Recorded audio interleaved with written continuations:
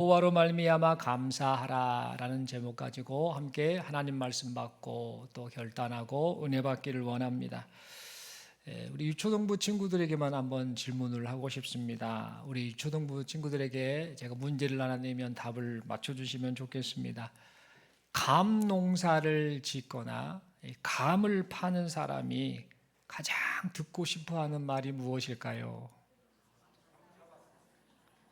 어떤 분이 감 잡았어요 그러시는데요. 땡입니다. 네. 감 농사를 짓거나 감을 파는 사람이 가장 듣고 싶어하는 말이 무엇일까요?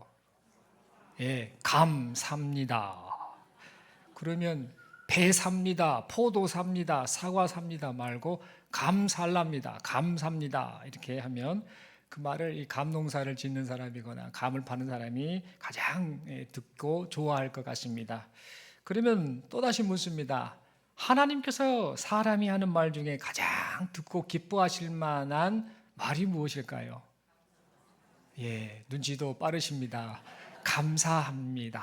예, 감사합니다나 감사합니다나 좀 빨리 하면 비슷한 말인 것 같은데 의미가 확실히 다릅니다. 우리 하나님께서 들으시기에 정말 사람에게서 듣고자 하는 말씀, 정말 기뻐하시는 말씀은 다른 것이 아니라 감사합니다라는 사실입니다. 시편 50편 23절의 말씀을 보면은요 이렇게 말합니다. 감사로 제사를 드리는 자가 나를 영화롭게 하나니 그의 행위를 옳게 하는 자에게 내가 하나님의 구원을 보이리라라고 말씀하고 있습니다. 그리고 데살로니가전서 5장 18절 말씀 보면 이렇게 말합니다. 범사에 감사하라. 이것이 그리스도 예수 안에서 너희를 향하신 하나님의 뜻이니라라고 말하고 있습니다. 우리 일평생 동안 하나님께 늘 감사하며 살았으면 좋겠습니다. 감사하는 거 너희를 향한 내 뜻이야.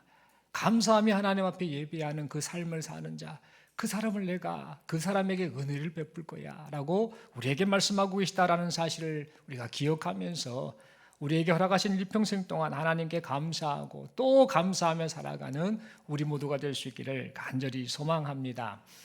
그런데 여러분, 감사하는 것이 우리를 향하신 하나님의 뜻임에도 불구하고 감사하지 않고 사는 우리 자신의 모습을 종종 보고는 합니다.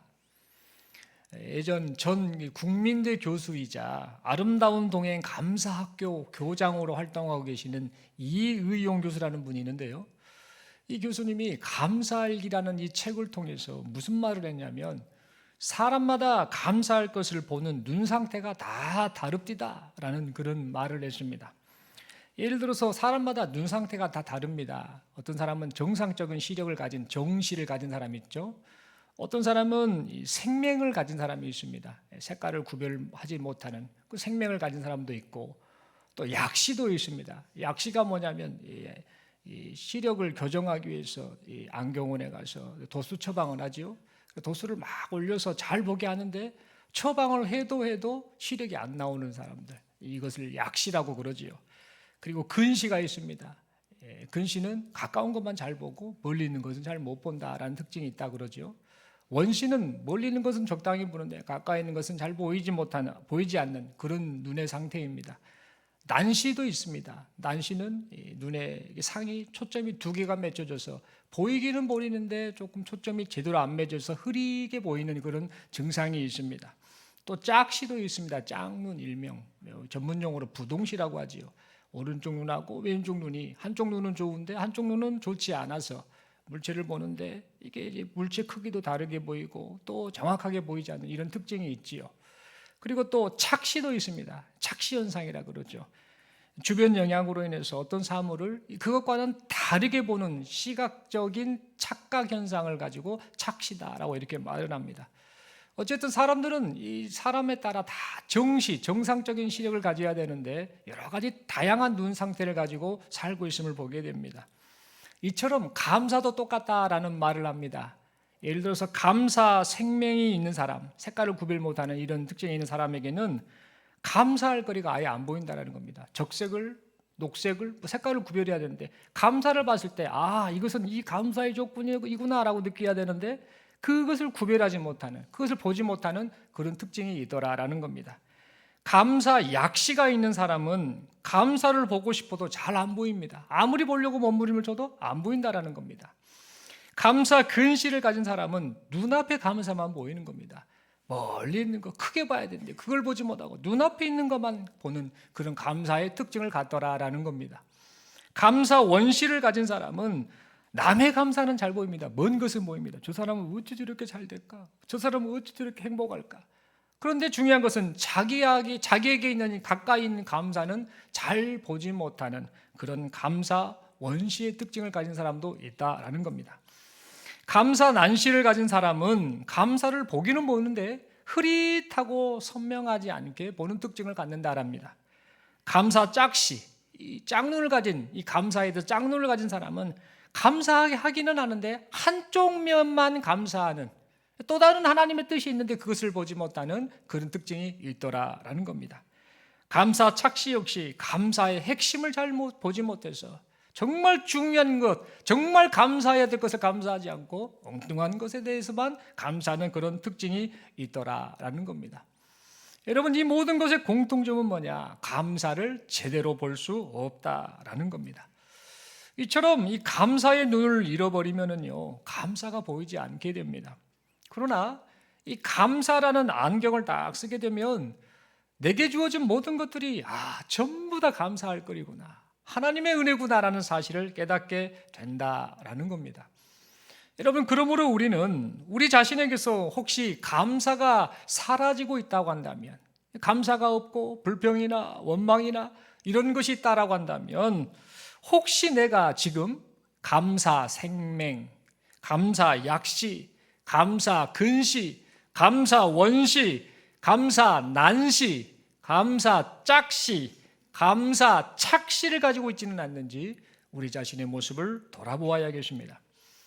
그리고 눈에 보이는 이 상황과 현실만을 볼 것이 아니라 그 상황 속에서 일하고 계신 하나님, 은밀하게 보이지 않으시나 은밀하게 지금도 변함없이 일하고 계시는 하나님, 그 하나님을 보면서 우리의 삶 속에서 감사하고 또 감사하며 살아가는 우리 모두가 되어야겠습니다. 여러분, 오늘 본문의 말씀을 보면은요, 눈앞에 보이는 현실은 너무나 답답한 상황인데 감사의 눈을 가지고 하나님 앞에서 즐거워하고 기뻐하고 감사하는 사람이 등장하고 있습니다. 그 사람이 누군가? 바로 이 하박국 선지자입니다. 하박국 선지자가 활동하던 당시 상황은요, 남유다가 망하기 일보 직전이었습니다.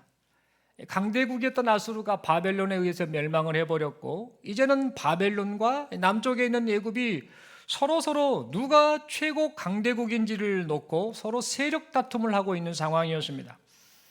그리고 점점 이 바벨론이라는 나라가 남유다가 속한 이 팔레스타인 이 지역을요, 하나씩 장악해 가고 있는 그런 상황이었습니다. 그래서 이 남유다는 고래 싸움에 새우등 터진다라는 속담이 있죠. 이 속담처럼 바벨론과 애굽 사이에서, 즉 강대국 사이에서 여기 눈치를 보고 저기를 눈치를 보면서 쩔쩔매고 사는 그런 상황이었습니다. 그렇다면 여러분, 이런 상황 속에서 남유다 백성들은 어떤 마음을 가졌어야 했을까요? 그들은 이 자신들이 처한 지금 위급한 상황, 절체절명의 상황, 풍전등화와 같은 이런 상황 속에서 우리가 살 길은 뭐냐? 다른 데 있지 않구나. 우리 힘으로는 되지 않는구나. 오직 하나님을 의지하고 하나님께로 마음을 돌이키는 것, 이것뿐이구나라고 그렇게 생각을 하고 하나님의 뜻대로 살아가기를 힘써야 했습니다. 그런데 이 남유다 백성들은 그렇게 하지 않았습니다. 먼저 나라를 다스리는 이 정치인들, 위정자들, 지도자들은요, 이 강대국의 눈치를 보면서 이 강대국에게 조공을 바치기 위해서 어떻게 했는가? 백성들의 이 모든 제사들을 하나씩 둘씩 착취하기 바빴습니다. 그리고 평안을 빌어주는 이 거짓 선지자들, 좋은 말만 해주는 거짓 선지자들, 회개하고 돌아오십시오라는 그런 선지자들은 다 배척해버리고 잘 될 것입니다. 나라가 안 망할 것입니다. 당신이 복될 것입니다. 좋은 말만을 해주는 이런 거짓 선지자들의 말을 기울인 채 하나님의 말씀을 선포하는 선지자들을 핍박하였습니다. 하나님의 공의가 사라진 채 이제 이 남유다 땅에는요, 온갖 악독과 불의가 판을 쳤습니다. 그래서 그 결과 이 백성들의 신음소리가 점점 커져만 갔습니다. 이 백성들은 또 정신을 차렸어야 되는데 정신을 차리지 못합니다. 그래서 우상 숭배에 빠졌고 삶 자체가 타락한 생활로 인해서 하나님 보시기에 하나님과는 상관없는, 하나님의 마음을 아프게 하는 그런 삶을 살아가고 있었습니다.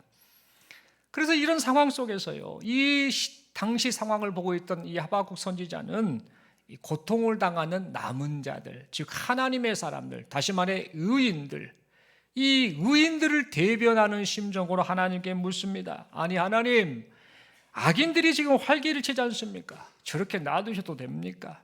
하나님, 이건 아니지 않습니까? 하나님, 공의의 하나님께서 공의로 이 나라, 이 상황, 이 악인들을 심판하셔야 되지 않습니까? 라고 그렇게 하나님 앞에 그 상황을 답답해하면서 따져 물었습니다.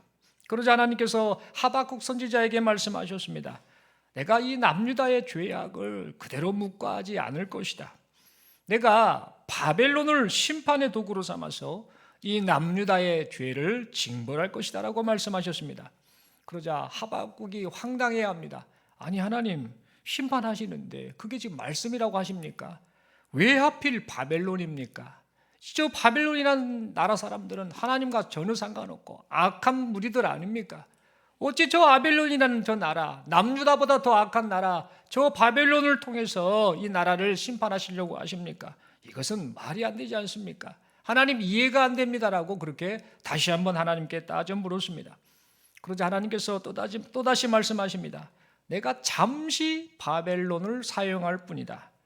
바벨론은 그들의 죄악으로 인해서 앞으로 심판받게 될 것이다. 하지만 꼭 기억해라. 의인은 최종적으로 승리하게 될 것이다. 그러니 너는 오직 믿음으로 말미암아 살거라 라고 그렇게 말씀을 해주셨습니다.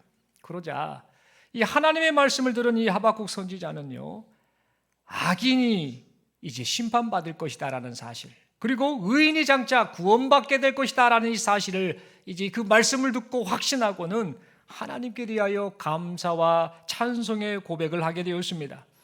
여러분, 그 내용이 바로 오늘 본문을 통해서 나타나고 있습니다.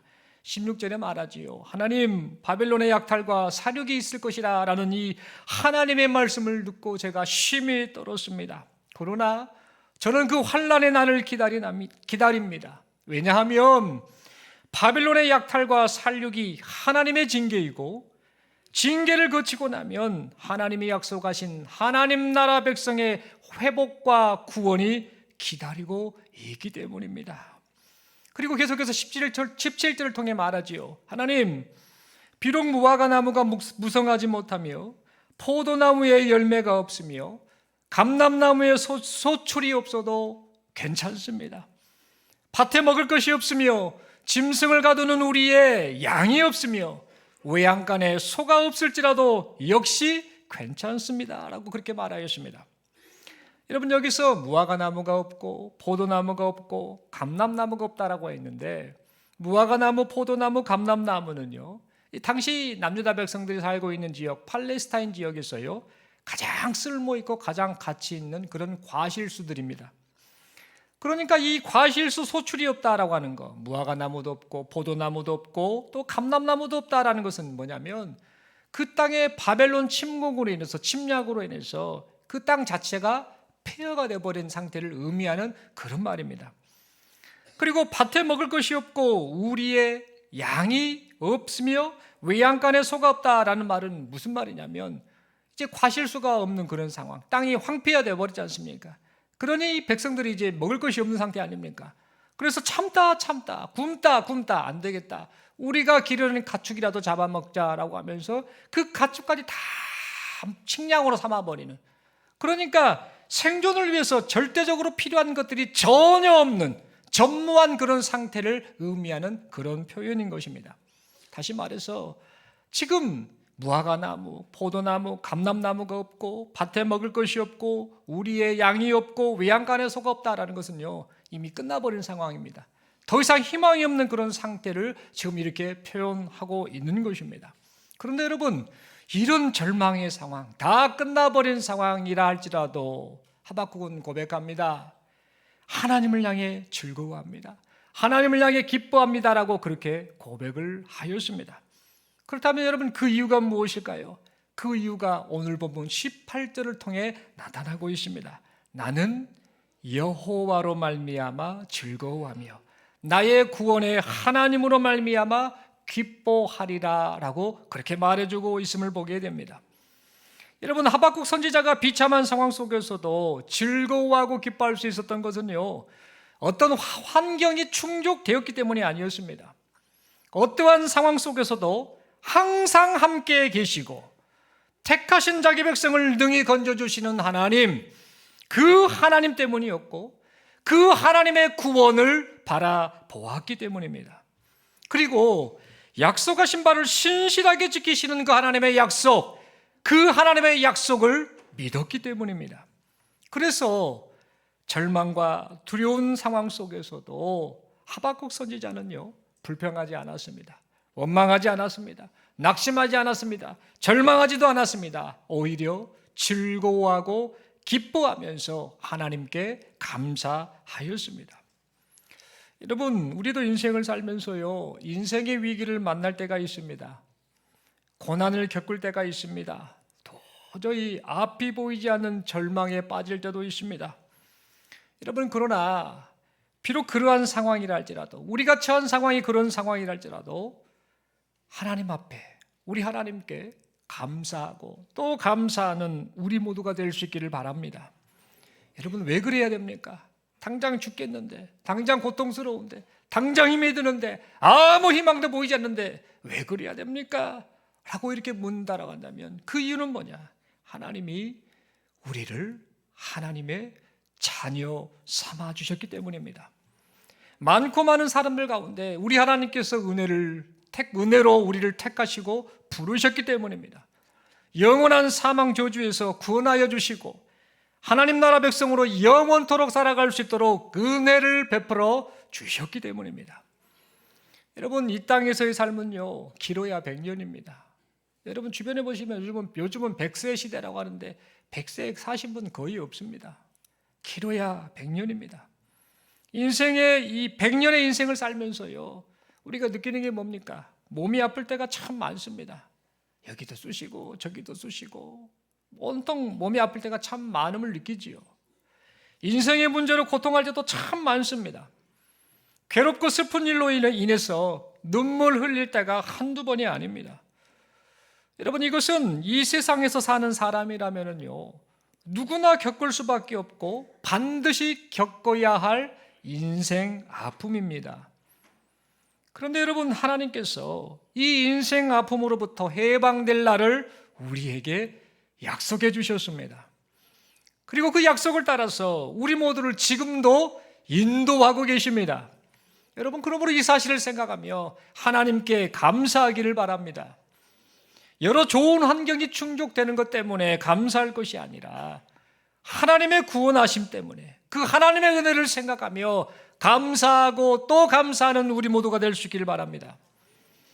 여러분, 우리가 지금 하나님의 자녀로 살아가고 있다는 것, 똑같은 인생을 살지만 신분 자체가 하나님의 자녀로서 이 땅에서 살고 있다는 사실, 그리고 영원토록 하나님 나라에서도 하나님의 자녀로 살 것이다라는 사실을 생각하며 감사하고 또 감사하는 우리 모두가 될 수 있기를 바랍니다. 하나님께서 우리의 의지할 대상이 되어주신다는 사실을 생각하며 감사하길 바랍니다. 여러분, 인생을 살면서 의지할 데가 없음을 느끼시죠? 의지할 곳이 한 군데도 없구나. 사람을 의지했더니 오히려 뒤통수를 치더라. 사람을 의지했더니 그것뿐이더라라는 것이 어찌 보면 인생 고백하는 사람들의 대부분의 고백 아니겠습니까? 의지할 데도 없고 답답하고 내 답답하니 하소연할 데가 없는 이런 상황인데 우리 하나님께서 우리의 의지할 대상이 되어주신다는 사실, 이게 인생을 살면서 얼마나 위로가 되고 감사의 조건이 된지 모릅니다. 지금도 우리를 지켜보시고 함께 울고 함께 아파하고 함께 기뻐하면서 우리를 인도하고 계시는 하나님, 우리를 보호하고 계신 하나님, 우리를 품어 안아주시는 그 하나님, 그 하나님께 감사하기를 바랍니다. 비록 인생을 살면서 감사보다는 불평과 절망이 나타날 때가 많다 할지라도 하나님께 감사하고 또 감사하며 살아가시는 우리 모두가 되기를 바랍니다. 여러분, 세계적인 발명가 토마스 에디슨이라는 사람 잘 아실 겁니다. 다 한 번쯤은 어렸을 때부터 들어왔고 우리 학생들도 알 겁니다. 발명왕 에디슨 이렇게 말하지요. 이 에디슨은 가난한 집안에서 자라났다고 합니다. 굉장히 가난했다고 합니다. 그는 이 소년 시절 때 기차에서 신문팔이를 했다고 하네요. 그래서 신문팔이를 하고 나서 이것저것 생활도 했겠죠. 그러면서 그 남은 금액, 그 돈을 수익금을 가지고는 실험약품을 샀다고 합니다. 실험하는 거, 연구하는 것을 되게 좋아하는 어린아이였죠. 이 에디슨은 자신이 신문을 파는 이 열차 한쪽에다가 실험약품들을 좀 사가지고 거기다 실어두고 시간이 나는 대로 그곳에서 실험을 하였다고 합니다. 그런데 어느 날 기차가 계속해서 이동을 하다가 언덕을 오르면서요, 많이 막 흔들리는 바람에 이 에디슨이 활용하고 사용했던 그 실험약품이 쏟아져 가지고 기차 안에 불이 나는 일이 발생하고 말았다고 합니다. 불이 막 나니까 이 승무원이 그 상황을 확인하고는요, 다급히 그 불을 끄고 그래서 큰 사고를 막을 수 있었다고 합니다. 근데 이 승무원이 어떤 생각이 들었겠습니까? 저 에디슨 저놈 때문에 불이 났구나라고 하면서 화가 나지 않았겠습니까? 그래서 이 에디슨을요, 이 열차 밖으로 밀어내버렸답니다. 다행히도 이 열차가 빠른 속도로 가지 않은 상황이었기 때문에 이제 에디슨이 그때 바닥으로 떨어지면서 좀 다치긴 다쳤는데 머리를 좀 다쳤다가 그 증상 이후로 이 귀가 들리지 않는 그런 상태가 되고 말았다고 합니다. 그 이후에 에디슨은요, 듣지를 못하게 되는 겁니다. 그래서 참 이 인생 자체가 절망의 나락으로 떨어지는 그런 상황이었습니다. 그러나 이 에디슨은요, 낙심을 하지 않습니다. 그리고 항상 하던 대로 열심히 연구에 몰두하게 됩니다. 그 결과 전기를 비롯해서 천여 가지 여러 가지 것들을 발명하는 그 대업적을 이루게 되었습니다. 이 에디슨은 자신의 불행을 불행으로 여기지 않았지요. 그러면서 그 상황 속에서도 인내하면서 마침내 많은 결실을 얻게 되었던 것입니다. 이 에디슨이 나중에요, 이런 고백을 했다고 하네요. 나는 귀머거리가 된 것을 참 감사하게 생각합니다. 왜 그런지 아십니까? 이 귀에 다른 잡음, 다른 소리가 들리지 않아서 오히려 이것이 연구를 집중하는 데 큰 도움이 되었기 때문입니다 라는 그런 말을 남겼다라고 합니다. 여러분, 인생의 위기와 고난을 만나서 혹시 절망에 빠져 있지는 않습니까? 원치 않은 그 위기, 고난, 아픔, 시련 때문에 지금 고통에 빠져 있지는 않습니까? 여러분, 그렇다면 절망을 희망으로 바꾸시고 그 희망을 실현시켜서 결국에는 절망을 감사의 고백으로 바꾸실 하나님, 그 하나님을 기대하시길 바랍니다. 택하신 자기 백성을 절대 포기하지 않으시고 끝까지 책임져 주시는 하나님, 그 하나님만을 바라보면서 어떠한 상황 속에서도 감사하고 또 감사하며 살아가시는 우리 모두가 될 수 있기를 바랍니다. 여러분, 17세기 시인이었던 조지 허버트라는 사람이 있습니다. 이분이 이런저런 글을 쓰면서요, 기가 막힌 이 기도에 관한 글을 쓴 게 있습니다. 어떤 말을 했냐면요, 어떤 글을 남겼냐면요, 하나님께서는 저에게 너무나 많은 것을 주셨습니다. 참 감사합니다. 그런데 하나님, 저에게 한 가지만 더 주시면 안 될까요? 이렇게 하나님 앞에 이런 기도를 드렸다고 합니다. 하나님이 저에게 너무나 많은 걸 주셨어요. 너무 감사해요. 그런데 하나님, 저에게 한 가지만 더 주세요 라는 그런 기도를 했던 것이죠. 여러분, 이 허버트라는 사람이 그 한 가지만 더 주세요 라고 기도했던 그 내용이 무엇인 줄 아십니까? 그것은 바로 하나님, 어떠한 상황 속에서도 하나님께 감사하는 마음을 갖게 해주세요. 있든지 없든지 좋든지 싫든지 기쁘든지 슬프든지 어떠한 상황 속에서도 하나님, 그 감사하는 마음, 그것은 저에게 너무나 필요합니다라는 그 고백을 하나님 앞에 드렸다라고 합니다. 여러분, 사람은 조금만 부족해도요, 감사를 잃어버립니다. 지금까지 베푸신 하나님의 은혜만을 생각해도요, 우리가 할 게 뭡니까? 감사하고 또 감사합니다. 감사합니다. 이 말밖에 없지 않습니까? 그것이 마땅한데 지금의 상황이 만족스럽지 못하면 사람은 어떻습니까? 감사를 잃어버릴 때가 참 많더라라는 겁니다. 그래서 이 조지 허버트는요, 이런 이 연약한 마음이 자기 자신에게도 있음을 고백하면서 하나님 항상 감사하는 마음, 항상 감사하는 마음을 제게 주세요라고 하나님 앞에 그렇게 기도를 하였던 것입니다. 사랑하는 성도 여러분, 이 시간 여기 모인 우리 모두도요, 하나님 저에게 항상 감사하는 마음을 주옵소서. 어떤 상황 속에서도 하나님 앞에 늘 감사하는 그런 마음을 주옵소서라고 그렇게 기도하는 우리 모두가 될 수 있기를 바랍니다. 그래서 어떠한 상황 속에서도 언제나 하나님께 감사하며 살아가시는 우리 모두가 되기를 바랍니다. 여러분, 말씀의 결론을 맺습니다. 10월 초에 우리 교회 우리 구역장님들, 귀하게 섬기시는 우리 구역장님들과 야유회를 다녀왔었습니다. 하루 짧게 다녀왔습니다만 다녀오면서 편백나무 숲을 또 이렇게 딱 거니는 시간이 있었습니다. 그래서 또 충전 받으시라고 힘내시라고 서로 격려하면서 이 편백나무 숲을 거닐 때 보물찾기를 하도록 했습니다. 보물찾기를 한다니까 우리 구역장님들 표정이 어떤 줄 아십니까? 다들 어린아이와 같이 기대감에 가득한 그런 들뜬 표정을 보여주셨습니다. 사실은 선물이 별것 아니었거든요. 그런데도 막 들떠가지고 막 신나하셨습니다. 마치 초등학교 다닐 때 그 보물찾기 했던 그런 심정이 있었을 겁니다. 보물찾기를 이제 시작합니다 라고 하면 시작을 하니까 이곳저곳에 구역장님들이 막 움직이면서 꼼꼼하게 보물을 찾기 시작했습니다.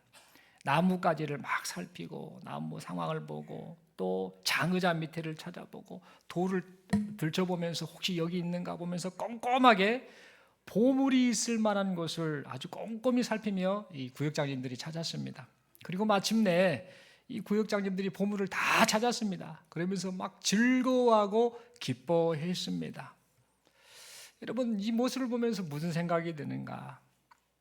감사를 고백하고 누리는 기쁨도 이와 같지 않을까? 마치 보물 찾는 심정과 똑같겠다라는 생각을 해봤습니다. 여러분, 하나님께서요, 우리 일상에도요, 우리 삶 속에서도요, 수많은 감사라는 보물을 숨겨 놓으셨습니다. 눈에 잘 보이는 상황, 눈에 잘 보이지 않는 상황, 덜 보이는 상황, 그리고 꼼꼼하게 살펴보아야 확인될 만한 그런 상황, 그 상황 속에 감사라는 보물을 하나님이 어마어마하게 지금 숨겨 놓으셨다라는 겁니다.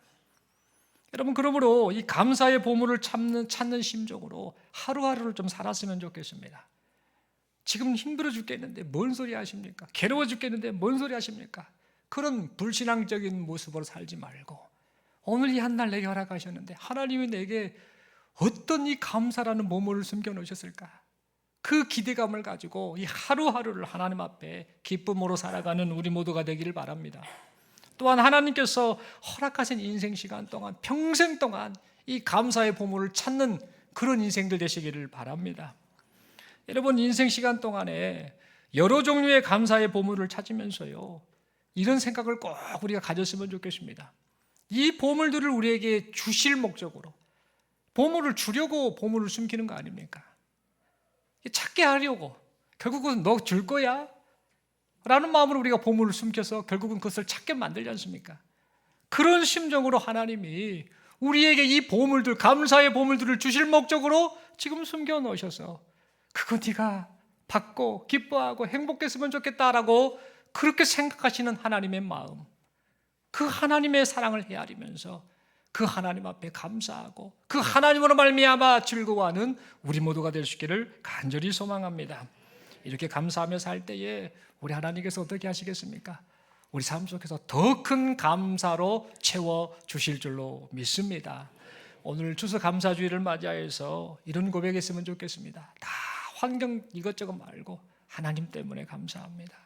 하나님 베푸신 구원 때문에 감사합니다. 함께 하시고 인도하시고 보호하시고 그리고 나 같은 죄인을 하나님 자녀 삼아 주심에 감사합니다. 이 모든 것이 오직 하나님의 은혜입니다라고 그렇게 감사 고백하며 살아가시는 여기 모인 우리 모두가 될 수 있기를 간절히 소망합니다. 우리 서로에게 이렇게 인사하겠습니다. 하나님으로 말미암아 감사합시다. 손을 한번 들어주시겠습니까? 옆에 분 딱 보시고 앞만 보지 마시고요. 로봇 아닙니다. 좌우를 살피시면서 축복하면 이렇게 인사합니다. 오늘도 감사의 보물을 찾는 기쁨 누리세요.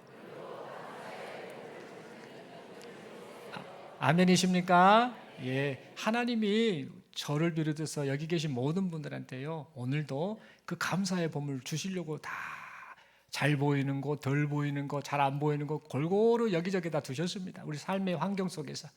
그래서 하나님이 지금 그 감사의 보물 주시려고 이렇게 은혜 주시는구나 라는 사실을 생각하면서 아무리 힘이 들어도, 아무리 고통스러워도 다시 한번 하나님 바라보면서 힘을 내고 감사하고 또 감사하며 살아가시는 우리 모두가 될 수 있기를 간절히 소망합니다. 기도드리겠습니다. 하나님 아버지 감사합니다. 모든 것이 하나님의 은혜입니다. 아무리 삶이 힘들고 고통스럽고 지친다 할지라도 하나님 때문에 감사합니다.